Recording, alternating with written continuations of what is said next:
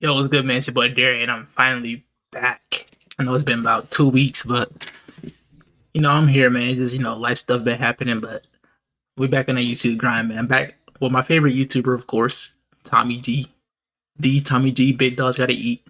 The white historian of the hood. No, no, but yeah, man, I'm back, man. We're visiting the most drug addicted city in America. Let's see these crack addicts, man. Let's go. What does your first hit of meth feel like? Superman. Now we are seeing students. He said, Papa Molly on sweat. Who have had drug I know. I'm skipping the intro. No spoilers. Does that surprise you? In 2021, over 106,000 people died from drug overdoses. This is up 14% from 2020. Damn. The main culprit in this story. It went up more after COVID. Fentanyl crisis wreaking havoc in That fentanyl is smacking though. That ain't gonna cap. Drug seizures and concerns continue to grow from coast to coast. Does fentanyl have like no smell or nothing? Like you don't know, you can't tell at all. A snapshot of America. It leaning.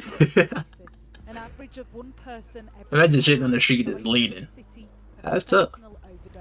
A lot more people are dying, and it's in a lot. It's not funny though, man. People getting trolled. It's crazy.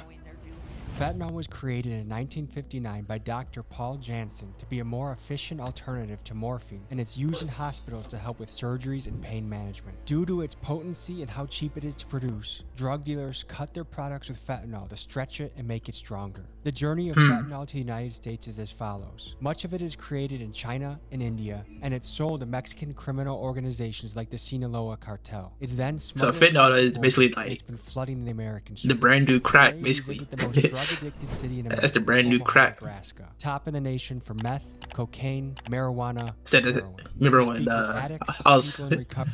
I was watching Dave Chappelle stand up. He was talking about how cops would just like kill, well not kill, whatever it is, like arrest a black dude and sprinkle some crack on him.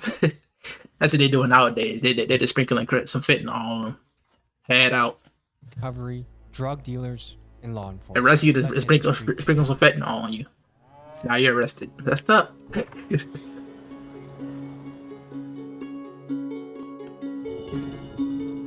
First, we stop at University of The only reason I know what Omaha is because of Peyton Manning. nonprofit dedicated to Remember he used to say Omaha whenever he was doing our Audible. It's nice to meet you. Nice to meet you too. Omaha, Omaha.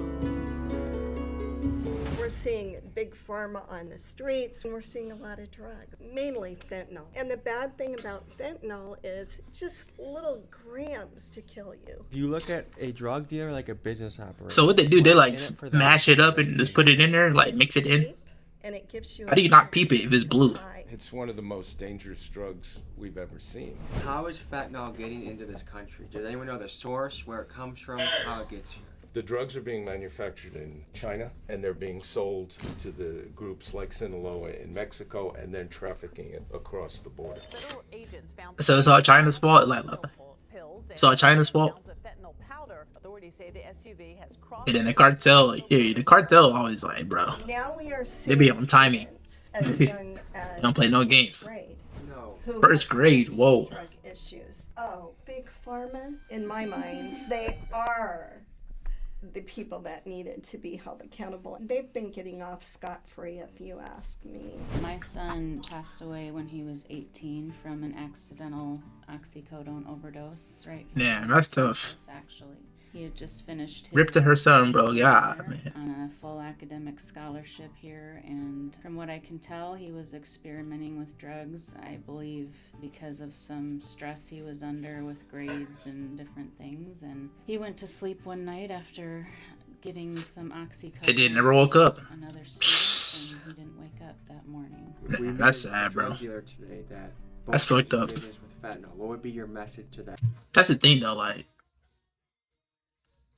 the drug dealers not have morals. Like, I thought hood niggas still have morals. Like, like they still have their rules. Like, if you a hood dude, you're not shooting up a school, you're not shooting up a park. I mean, shit, they don't care nowadays. So, but still though, like, your drug could potentially kill somebody. You selling it to somebody for like $30. Like, you gonna take somebody's life for $30? That's crazy, bro.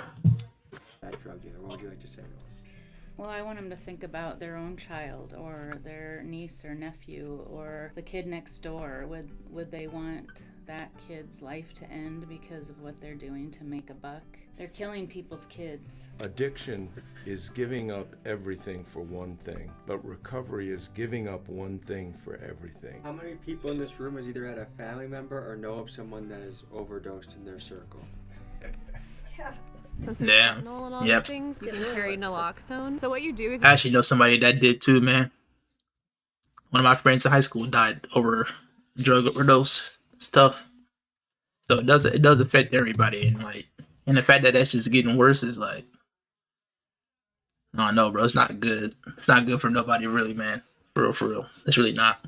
you put it into. Rip to my friend, bro. Rip Alex, bro. I put this up their nose. You put this part, and then you just push down, and it will spray.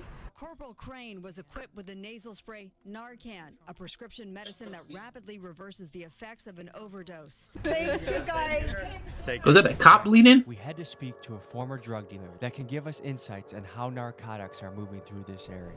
So we're heading to a trap house in Omaha, talk to a dealer, get inside. Imagine this trap house is in Omaha, Nebraska. It's pretty active right now. I mean, when you hit us up saying that there's an epidemic level, I honestly thought to myself, I was like, well, shit, the drugs have always really been here. One of the big things right now is meth, a lot of overdoses. Does that make you nervous being in the game?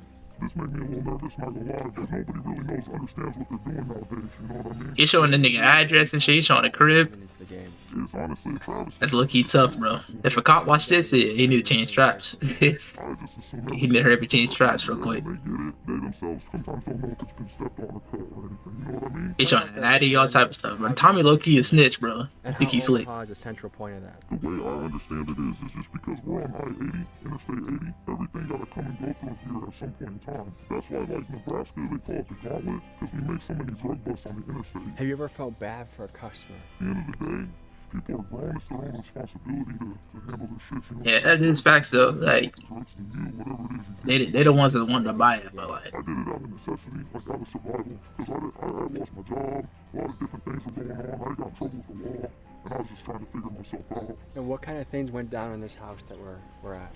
This place, man, everything used to go down here. Literally everything. Meth, coke, crack, weed, everything. Like, I got out in 2019, but I went away before it ever even got raided. What was your childhood? oh, so this is the old. I say, Your parents know? now I see why he's showing. I say he's showing the active trap house. They know everything now, but my mom, I love my mom, so she had an idea. Does it surprise you to hear that Omaha is the most drug-addicted city in the country? It kind of does. Big Pharma, what role do you think they play in this whole game? I think they play a big role in it, because a lot of the stuff that people are exposed to wasn't around before then. If you came face to face with a mother of someone that had died from drug overdose, what would you say to her? Sorry for your loss. I mean, the person makes their own choice at the end of the day. Nobody forced them to do that. I feel sorry for them. Is there like a code on the streets, like most dealers won't deal to kids, or do you know of any guys that'll sell to? Yeah, that was one of my main, like, bro. Like, that was one of my main questions. Like, what is it? What's drug dealer? What's drug dealer code? Like, what rules did they stand by, or did they just not care? I don't know. Won't deal to kids, or do you know of any guys that'll sell to a 5th grader or a 6th grader? I think if anybody got the money, anybody gonna serve it. I'm gonna be honest with you. If you could. So if a 6-year-old walk up to you with a $20 bill and say, give me some crack. A 6-year-old walk up to you and say, give me some crack. I got $20. You selling that to him if you're a drug dealer? I don't think I am, bro. I don't know. That's just crazy. He said if anybody got the money, he gonna sell it to him. That's tough. If you could retire from this profession, what would you get into? I'd like to do what you're doing.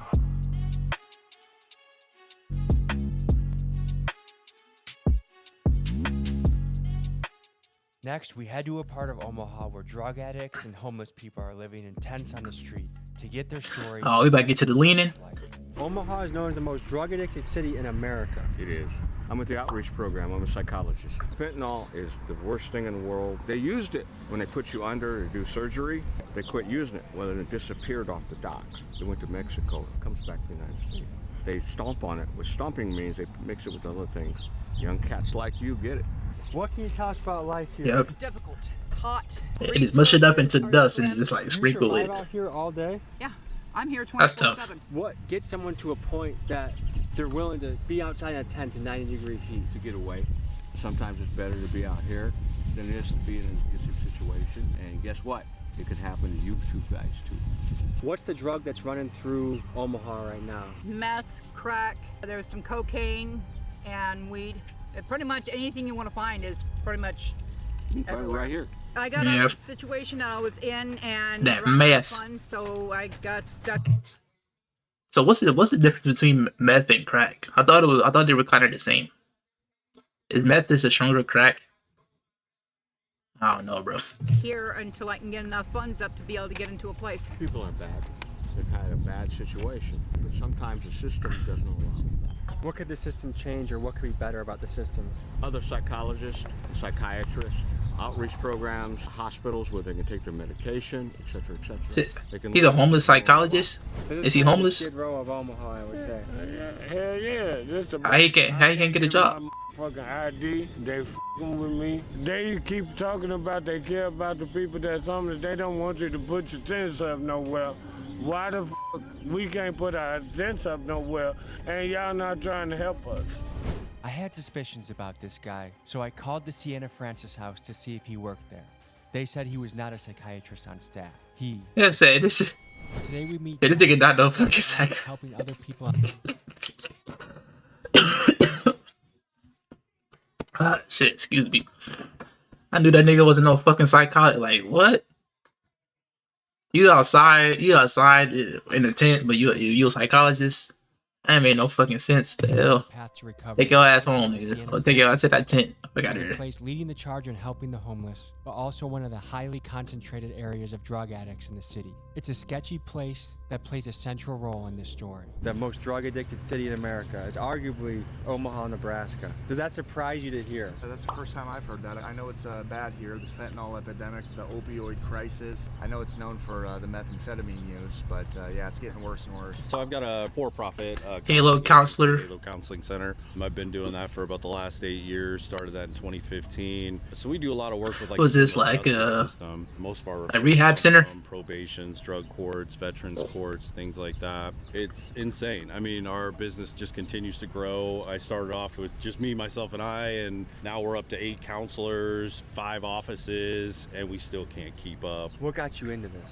Damn. So I got my own history. In 2006, I was out on the streets smoking meth. I was involved in a raid September 11, 2006, and was arrested, charged with conspiracy to distribute 500 grams of meth. So I was just with the guy that was doing it, basically. I was his right-hand man. So that's where it started for me, where my sobriety got started, was that treatment facility right there. Used to be a lot of tents out here. If we end up walking down farther that way, you'll see a lot of tents and everything where the people choose not to go into the shelter. You know, they're either not ready yet or it's just not for them. How did you become sober? I got arrested, which is my sober date, August 26th of 2020, arrested for methamphetamine. I went to jail for everybody getting arrested for that meth. Drug addiction for probably the last 10 years. And so I was arrested, sat in jail for 6 months. I came over here.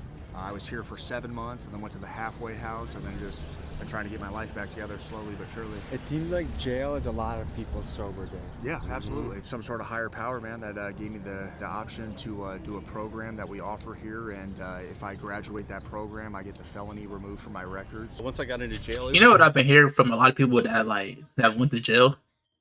A lot of people that went to jail be saying that it was like good for them. Like it actually was good for them. Like isn't that crazy? It's like, but I guess the people that are in there like actually need it. So it's like, I don't know though, but like say you want some self-development, right? Would you purposely go to jail just to get your development, or are you like that was a dumb question. But look, I've been hearing jail is actually some good rehab though, no cap though. You make you just sit in that room, think about your life, no drugs, no nothing, just your brain. Probably some little trash books, some trash magazines, some 10-pound dumbbells, and you coolin'. I want a dumbbell though in jail. Imagine a nigga trying to hit you with a dumbbell. Like, anyway, I'm trying, bro. I'm trying. It's almost a sense of relief because I had attempted sobriety, you know. So imagine a big buff jail nigga picking up a 10-pound dumbbell and just became a fear beating you with it. You see the United States of America versus John Sapensky, that tends to tighten some things up in the old body there. What does your first hit of meth feel like? Superman, euphoria, energy. It was at work. I was mowing lawns, and I had a hangover from the night before. And my boss was like, "Dude, what's wrong? What's going on, man? Usually, you're doing a good job at work." "Man, I got a hangover. I feel like crap. Whatever." He's like, "Go talk to my brother." So I went and talked to the brother. He pulls out a bag of meth, took a big old snort, and I'm mowing lawns like nobody's business. Bro, what? Here and just tearing people's lawns apart. It was glorious. Bro, what the heck? Yeah, within weeks, I'm staying up for days on end. It's 3 o'clock in the morning. I got to work at 6. I need to get more dope. Can't find any more dope. Can't go to work, and the cycle began. My first experience with it was. Think he couldn't work without it? That's how crazy he was going to mowing the lawn. Yeah, I took a hit of meth. He was going so crazy mowing that lawn. They said he couldn't work without meth. That's crazy. Prescribed amphetamines, legal amphetamines. He must have been mowing NFL stadiums. Going that crazy. City, I was on probation, and I was kind of trying to be clean. And the girl said to me that I was seeing at the time, she said, "Well, this will make sex better." Of course, I'm all for it. If it's gonna make sex better, why not? That reason is so cool. Like what? That's how you got the method was. When was your first introduction into meth? This is gonna make it better. Like, huh? I used to drink a lot with my friends and stuff, and I got introduced to it one night. It was like something to stay awake, to party more, and then it became like an everyday thing. I went to jail. How long did you serve? I was in there for 3 months. Did that help you on the road to sobriety? If I would have got out and just went back on the streets, I'd probably be back on drugs right now. What should the punishment be for a dealer that's selling people meth? Definitely jail time. What was the low point of your meth journey? Right before I came here, I lost custody of my girls. I lost the love of my life. I'm facing like 17. Damn, bro.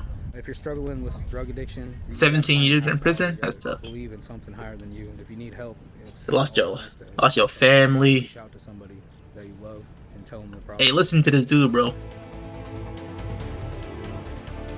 Our next stop is talking to Listen to him, bro. Shakedown, who is currently Shakedown? facing federal time for her narcotics operation. We wanted to talk to someone that had hands-on experience with fentanyl. Here's what we learned. How would you describe yourself? Just try to get $1, take care of my people. So what are you currently up against right now? Facing about 9 to 10 years. Damn. Methamphetamine, fentanyl, cocaine. So how the fuck he sitting in that car then? Why he not in jail? So it's gonna be different. Do you think there's any shot of beating the case, or what are you looking at? No, I don't think so. It's nothing that's gonna stop me from going to prison for some time. I ain't start, really hustling, like selling narcotics and whatnot until 3 years ago, 4 years ago. Before that, I was hitting licks, like robbing people, going to people's cars, going to people's houses, doing what I could to just stay afloat. I was introduced to selling drugs, and I was like, damn, I ain't gotta beat nobody up no more. I ain't gotta do all this. You know what I mean? I ain't gotta Hey man, he's speaking facts though. People do that. You put people's kids through that. Have you ever felt bad for a customer? A lot of drug dealers be like, I lost my girlfriend before this. I didn't get a lot of drug dealers just be doing it just because they need money, bro. Like, poverty is the biggest thing that just fucks everybody up, bro. Drugs that people are selling. Fentanyl super heavy right now. They don't even want heroin no more. Fentanyl is synthetic heroin. That's what they're going for. Synthetic heroin. Okay. So it's like heroin. I was in the system. I was locked up. I've been locked up since I was 14. What were you booked for? Distributing and conspiring to confederate methamphetamine, fentanyl, and cocaine over 400, but less than 700 grams. How much money does all that cost? That'd be like 50,000. And then what can you flip that into? You get 50,000 straight up, but you ain't find people, you gonna flip that to 150,000 easy. The first hit of fentanyl, what is that like? If you are constantly a person that deals with trauma and traumatic situations, it's down for a minute, you know what I mean? Do you think most drug users and even drug sellers are running away from trauma, and drugs are kind of the way to like patch up the pain? 100%, Tommy. I feel like it's never the drug. 100%. That's the only reason. That's the only reason you really have to do it. For real. A kid who overdosed, and it's just her son's death has impacted the whole family. It has a trickle effect. What would you say to the parents of people that have overdosed? I've been through it, so it's like I don't, people make their own choices, and you just gotta stop them from making those choices, not by telling them what to do. What's the youngest person you would say that has come to buy drugs from you? 13, 14. What does it cost for a serving of fentanyl? If you buy it in bulk, I can get it for $1.25. And what do you sell it for? $1.25? I wish you the best. $1.25 for a lot, and you sell it for 30. Hey man, it's messed up. I see why they're doing it. That's a fucking flip. That's a flip. You up in your still about it. 300%, bro. 300% profit. appreciate you. Tell That's me a crazy. little about your story. Well, I was living out in Omaha, and the Perk 30s were really huge. And This is Perk 30. Perk 10. I just thought. What? Hey, Roz. I just predicted that. That's crazy. I predicted a Tommy G video. He said Perk 10. I just popped the Perk 10. Perk 30. Yep. Perk 10, I just popped the Perk 10. Perk 30, I just popped the Perk 30. Yeah, Perk 60. I just popped the Perk 60. Everyone talks about the Perk 30s. They glamorize using the Perk 30s, getting fucked up on the Perk 30s, but honestly, laced with fentanyl, super addictive. A lot of it is the chemical dependency in your body. It's not so much you wanting to get high anymore, it's your body physically needs it. My drug addiction really took everything from me. The number one thing on my mind all the time was getting high and using. How long have you been clean for? I've been clean for 70 days. Hey, 70. Hey, she just started. Those withdrawals, man, when I went through withdrawals and treatment, it felt like I was on my deathbed, you know? Couldn't sleep, I couldn't eat, I was throwing up, and that's a big reason why I feel like I can't go back, is just because I know the hold that it'll have on my life. I was spending $500 a week. 500 a week. Oh, God. I was staying in someone else's house. How'd she get 500 a week? Where'd she get that money from? That way I had money to get high, and even then, She was selling off her stuff. Oh, yeah. and I was still really sick. Addiction doesn't discriminate, you know? People think that it's only low She just people who get addicted to She just said 500 a week.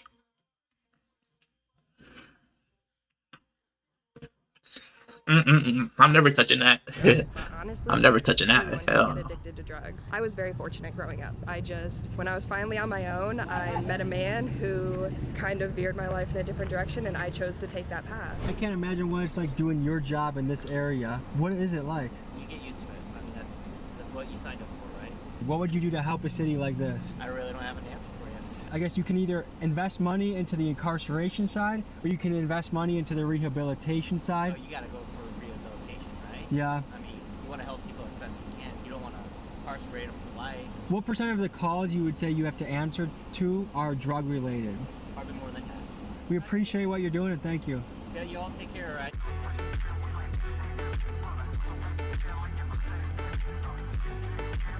All right, man. That's a W for Tommy G, of course. Always informational. Always top 5 YouTuber, in my opinion.